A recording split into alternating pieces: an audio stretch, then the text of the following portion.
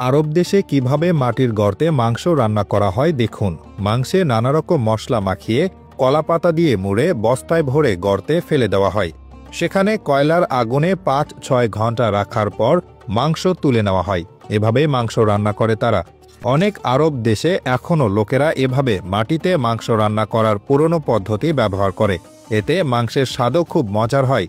ওমানে এই পদ্ধতিতে রান্না করা খাবারকে শুয়া বলে। আবার জর্ডান আর আরব উপদ্বীপের কিছু জায়গায় জার্ব বলা হয়। বিশেষ করে অনুষ্ঠান, আত্মীয়দের একত্র হওয়া আর উৎসবে রান্না করা হয় এভাবে। গর্তে মাংস রান্নার জন্য প্রথমে মাটিতে একটা গর্ত করতে হয়।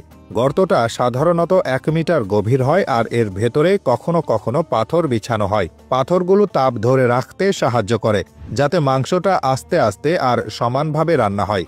যখন গর্তটা তৈরি হয়ে যায় তখন কাঠ বা কয়লা দিয়ে ভেতরে আগুন জ্বালানো হয়। আগুনটা কয়েক ঘন্টা ধরে জ্বলতে থাকে যতক্ষণ না গর্ত বা পাথরগুলো খুব গরম হয়ে যায়। এরপর আগুন নিভিয়ে দেওয়া হয় আর জ্বলন্ত কয়লাগুলো গর্তের নিচে থাকে। এদিকে মাংস রান্নার জন্য ভেড়া, ছাগল বা কখনো মুরগির বড় টুকরো ব্যবহার করা হয়।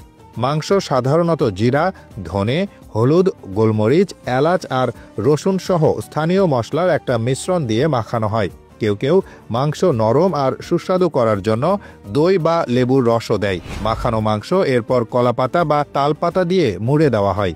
পাতাগুলো মাংসের ভেতরে রস ধরে রাখে, যাতে মাংসটা অনেকক্ষণ ধরে রান্না করার সময় শুকিয়ে না যায়।